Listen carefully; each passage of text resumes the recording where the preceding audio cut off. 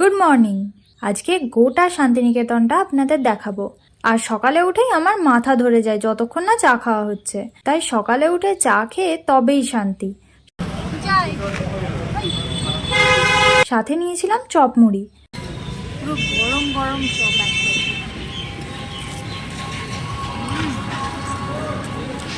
খেতেও বেশ ভালো। আর চাটা যেটা খেলাম না, দারুণ খেতে ছিল, মানে একদম সে গাঢ় দুধের চা। আমি ভাবছি আর একটা খাবো, কি গরম, খেতে পারছি না। পরে রিভিউটা দিচ্ছি।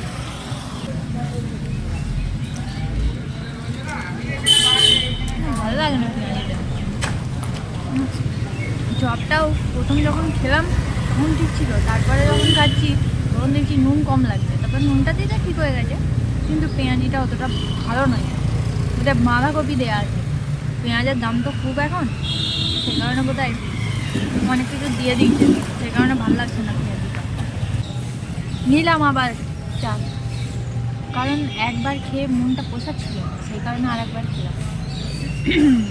আর আমাদের হোটেলের সামনেই দেখলাম বেশ রাস্তায় এরকম বড় বড় সাইজের মাছ পাওয়া যাচ্ছিল। দেখেই কিনতে ইচ্ছা করছিল, কিন্তু এত দূর থেকে বয়ে নিয়ে যাওয়ার কোনো ইচ্ছে নেই। আর সকালবেলা টাটকা সবজির বাজারও বসেছে। এখন ঘুরতে বেরিয়েছি, 8:30 মতন বাজছে। আর এখন আমরা গুগল ম্যাপের ভরসায় যাচ্ছি ছাতিমতলা। দেখি গুগল বাবাজি কি করে, গিয়ে পৌঁছাতে পারি কিনা সেটা দেখা যাক।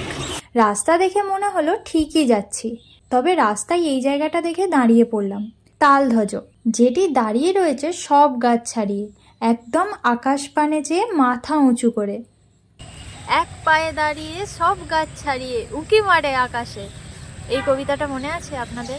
আমরা ছোটবেলায় পড়েছিলাম তাল গাছ, রবীন্দ্রনাথ ঠাকুর বলে। এই দুটো লাইন আমার মনে আছে, আপাতত আর মনে নেই। কিন্তু এই সেই তাল গাছ যেটাকে নিয়ে রবীন্দ্রনাথ ঠাকুর এই কবিতাটি লিখেছিলেন। আর তার পাশে রয়েছে উপাসনা গৃহ। আমার পেছনে যেটা আছে সেখানে ঢুকতে দেয় কিনা আমি জানি না, কিন্তু এখানে লেখা আছে যে এটা হচ্ছে উপাসনা গৃহ। আমি আসলে এখানে কিছু তেমন জানি না, তো সেই কারণে আমি এত ডিটেলসে বলতে পারছি না। তারপরে সম্ভবত এটা বিশ্বভারতী ঢোকার গেট ছিল। এখানে তো ঢুকতে দিল না, কুকুর কুকুর ফিল হচ্ছে, মানে কুকুরের মতন আর কি, তাড়িয়ে দিল। তো বাইরে থেকে দেখে নিলাম, এটাই শান্তি। চলুন এবার কোথায় যাওয়া যায় দেখি। আসলে এইগুলোই না এখন কাজ চলছে বললো, একজনকে জিজ্ঞেস করেছিলাম। এই যে ছাতিমতলা লেখা আছে, ওইখানটাই ছাতিমতলাটা। ভাগ্যটা এতটাই খারাপ যে সমস্ত কিছু এখানে বন্ধ হয়ে গেছে, মানে এখানে রিনোভেশন চলছে, সেই কারণে বাইরে ভিজিটরদের অ্যালাউ নেই, শুধুমাত্র ছাত্রছাত্রীদের ভেতরে ঢুকতে দেওয়া হয়। আর 1 মাস পরে নাকি এই কাজটা সম্পূর্ণ হবে, আর তখন নাকি ভেতরে ঢুকতে দেওয়া হবে। তো 1 মাস পরে যদি আসা যায় তাহলে আপনাদের ভেতরটা ভিডিওর মাধ্যমে শেয়ার করব। এখন বাইরে থেকেই আপনাদের যতটা দেখাতে পারছি, কারণ 1 মাস পরে যে আসতে পারবো তার তো কোনো ঠিক নেই। তো দেখে নিন বাইরেটা। আর এখন আসলে শুধুমাত্র ওই রবীন্দ্র ভবন যেটা আছে, মানে মিউজিয়াম, সেইটাই শুধুমাত্র কিন্তু খোলা আছে, কারণ ওইটার কাজ এখনও হয়নি, মানে ওইটার কাজ এখন হয়নি। আর বাকি সমস্ত কিছু কিন্তু এখন কাজ চলছে, তাই আপনারা আসলে শুধু রবীন্দ্র ভবন আর সোনাঝুরির হাট ছাড়া কিছুই তেমন দেখতে পাবেন না। আর এটা হচ্ছে মিউজিয়াম, এখানেও ঢুকবো, কিন্তু এটা খোলে 10টায়, তার আগে আশপাশটা দেখে নিই। তারপর সোজা যতদূর যাচ্ছি সব কিছুই আমার মনে হচ্ছে দেখার মতন কিছু, তবে কোনটা কি সেই বিষয়ে বিন্দু মাত্র আমার নলেজ নেই। যারা বাইক বা গাড়ি করে আসবেন নিজেরা, তারা এই যে সোজা রাস্তাটা যাচ্ছে আমি দেখাচ্ছি, এই সোজা রাস্তাটা ধরে যাবেন। আর গিয়ে যতদূর যাবেন ততদূর দেখবেন দু সাইডে দেখার জিনিসে ভর্তি।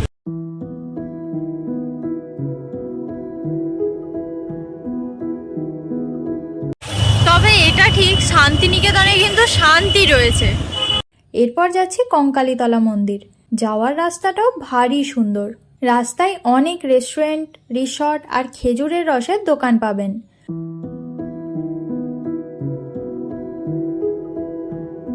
আর এই যে এসে গেলাম কঙ্কালীতলা মন্দিরে।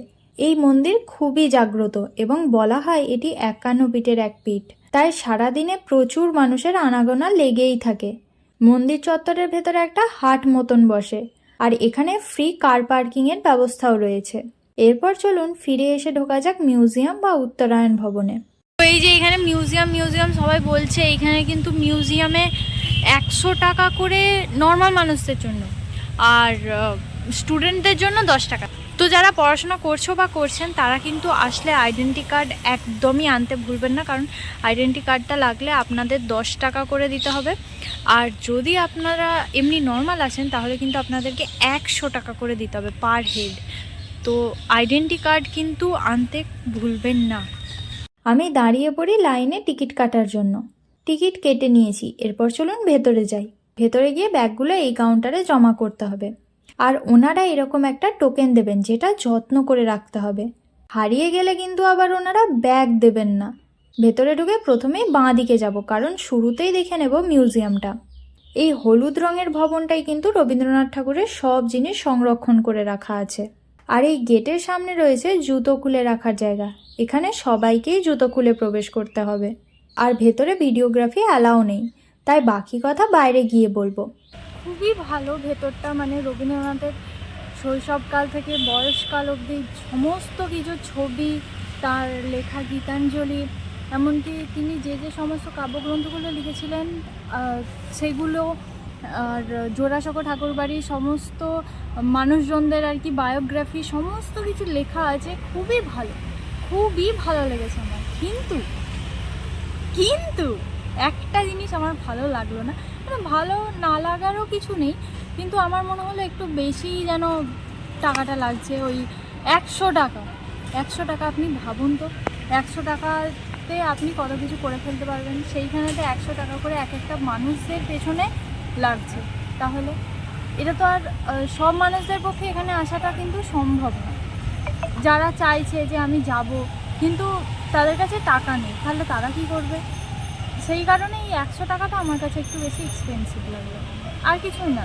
বাকি সমস্ত কিছু ঠিক আছে। ভেতরে তো ক্যামেরা ইউজ করতে দিল না, তাই দেখাতে পারলাম না যে ভেতরে কি কি আছে। কিন্তু একদিকে ভালো হয়েছে যে ক্যামেরা ইউজ করতে দেয়নি, না হলে প্রত্যেকটা মানুষজন এখানে সেলফি তুলে একবারে শেষ হয়ে যেত। আর সেলফি তোলার হিড়িক পড়ে যেত যাকে বলে। মানুষ দেখার থেকে বেশি ছবি তুলে শো অফ করতো। এর থেকে ভালো হয়েছে ছবি না তুলতে দিয়ে ওই চোখের দেখা, মানে চোখের শান্তি করা, খুবই ভালো। এরপর এখান থেকে যাচ্ছি ডান দিকে, কারণ এদিকে রয়েছে রবীন্দ্রনাথ ঠাকুরের বাড়ি এবং গাড়ি। যাওয়ার এই পথে রয়েছে বিভিন্ন রকমের গাছ, আর চারিদিকে পাখিদের ডাকে সুন্দর একটা শান্ত পরিবেশ তৈরি হয়েছে। তারপরে চোখে পড়ল সুন্দর এক বাড়ি। এখানে নাকি রবীন্দ্রনাথ ঠাকুর থাকতেন। এখানে বেশ কিছু আসবাবপত্র দেখলাম, এগুলো বিশ্বকবির ব্যবহৃত জিনিসপত্র।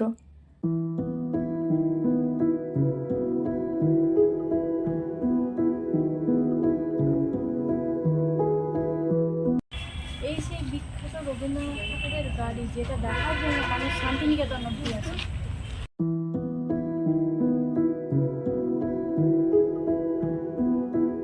তারপর দেখলাম রবীন্দ্রনাথ ঠাকুরের বেশ কিছু বাড়ি, যাদের আলাদা আলাদা নাম রয়েছে, আর বেশ সুন্দর বাড়িগুলো।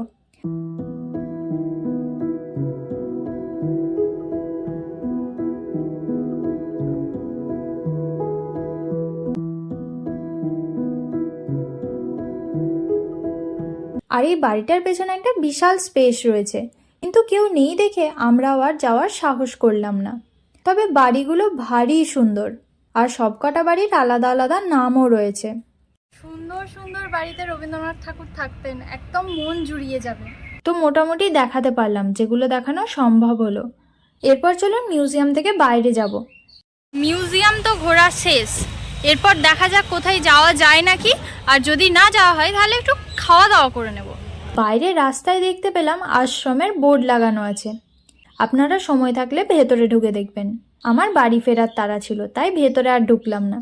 তারপর সোনাঝুরির হাটের কাছের একটা হোটেলে আনলিমিটেড বাঙালি খাবার দিয়ে লাঞ্চটা সেরে নিলাম। সোনাঝুরির হাট থেকে এগিয়ে এসে রাস্তায় পড়ল প্রকৃতি ভবন। আমরা আর ঢুকলাম না, আপনারা চাইলে এটাও দেখতে পারেন। বড় কথা হচ্ছে এখানে সব কিছুই খুব কাছাকাছি, খুব দূরে নয়। এবার যাচ্ছি সুরুল রাজবাড়ি, এটা দেখে বাড়ি ফিরে যাব। সুরুল রাজবাড়ির বয়স প্রায় 300 বছর। অষ্টাদশ শতকের প্রথম দিকে বর্ধমানের নীলপুর থেকে ভরতচন্দ্র সরকার এই গ্রামে পা রাখেন। প্রথমে এখানকার বাসিন্দা বাসুদেব ভট্টাচার্যের বাড়িতে আশ্রয় নেন তিনি। তারপরে গড়ে তোলেন নিজের বসতবাড়ি। ভরতচন্দ্রের আমল থেকেই এ বাড়িতে দুর্গাপুজো শুরু। তার পুত্র কৃষ্ণহরির সন্তান শ্রীনিবাস ইংরেজদের সঙ্গে নানা ব্যবসার কাজে যুক্ত ছিলেন। সেই সূত্রে সাহেব মহলে বেশ খ্যাতি ও সুনামও অর্জন করেন তিনি। জাহাজের পাল তৈরির কাপড় এবং নীল চাষের ব্যবসায় যুক্ত ছিলেন শ্রীনিবাস। অনেকে বলেন এই পরিবারের সরকার পদবিও নাকি ইংরেজদের দেওয়া। তাদের আসল পদবি ছিল ঘোষ। আরও অনেক জায়গায় যাওয়া যেত, যেমন ডিয়ার পার্ক, অমর কুঠির, এগুলো যাওয়া যেত, কিন্তু আমরা আর গেলাম না, কারণ মেন জায়গাগুলো তো আমাদের যাওয়া হয়ে গেছে, সেই কারণে ওইগুলো স্কিপ করে গেলাম। আর মেন জায়গাগুলোর কথা যেগুলো বলছি সেটা হচ্ছে হচ্ছে বিশ্বভারতী শান্তিনিকেতন, যেখানেতে রবীন্দ্রনাথ ঠাকুর বসে পড়াতেন। তো সেই জায়গাটাই আমাদের দেখা হলো না। তো বলছে নাকি 1 মাস পরে ওটা খুলবে, তো খোলার পরে যদি আসতে পারি দেখা যাক কি হয়, আর তখন ঘুরে দেখে নেব। আর এই ভিডিওটা এখানেই শেষ করলাম। ভালো লাগলে অবশ্যই একটা লাইক, কমেন্ট, শেয়ার করে দেবেন। আর যারা চ্যানেলে নতুন তারা অবশ্যই সাবস্ক্রাইব করে পাশে থাকা বেল আইকনটাকে ক্লিক করে দেবেন, যাতে আমার সব ভিডিওর আপনারা আপডেট পান। আর ফেসবুক পেজ থেকে দেখলে অবশ্যই পেজটাকে একটা ফলো করে দেবেন। দেখা যাবে পরের ভিডিওতে। আজকের মতন টাটা।